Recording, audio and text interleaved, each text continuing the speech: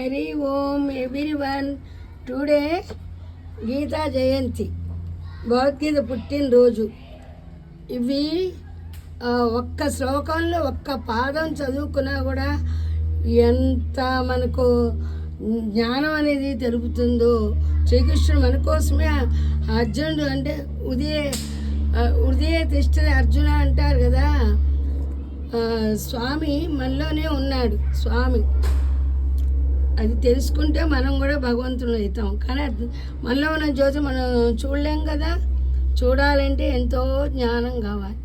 సరే, శ్రీ భగవద్గీతలో ఒక్క శ్లోకం భక్తిది చదువుతాను. భక్తి అధ్యాయంలో ఎన్నో శ్లోకం అంటే 19వ శ్లోకం. దాంట్లో ఎంత అర్థం ఉందో. తుల్యా నిందా స్తుతిర్మౌని సంతుష్టో ఏన కేనచిత్ అనికేత స్థిరమతి భక్తిమాన్ మే ప్రియో నర.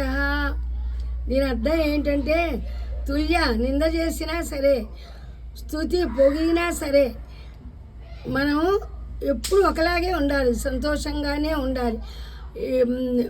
స్థిరమతి భక్తిమాన్యే ప్రియో నర.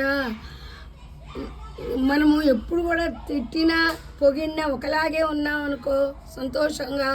అలాంటి వాళ్ళంటే కృష్ణ భగవాన్కి చాలా ఇష్టం ఉంటారు. ఇది మనం దీంట్లో నేర్చుకోవాలి. మన మానవ జన్మ ఎత్తాక పొగిడే వాళ్ళు ఉంటారు, తిట్టే వాళ్ళు ఉంటారు. డోంట్ కేర్ అనుకుంటూ మనం ఎప్పుడూ హ్యాపీగా ఉంటే మన ముందు మన వెనకాల ఎవరు ఉంటారు? భగవానుడే ఉంటాడు. మన ఎవరు శ్రమల్ని ఆయనే చూసుకుంటాడు. ఇంకొకటి 14వ శ్లోకం.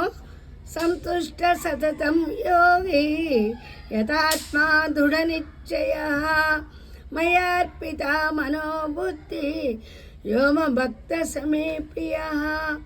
ఎప్పుడు కూడా సంతోషంగా ఉండేవాళ్ళు, దృఢ నిశ్చయంతో ఏమైనా సరే ఇలా సంతోషంగా ఉంటాను, పడినా సంతోషంగా ఉంటాడు, ఏచినా సంతోషంగా ఉంటారు.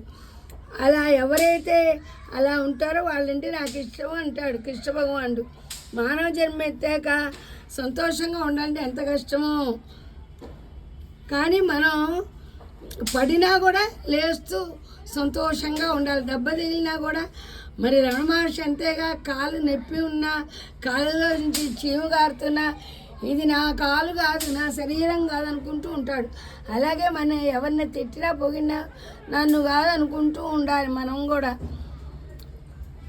అన్నీ ఆ భగవాన్ని చూసుకుంటాడు అనుకుంటే మనకు రక్షగా ఆయనే ఉంటాడు. ఏమంటారు మీరు?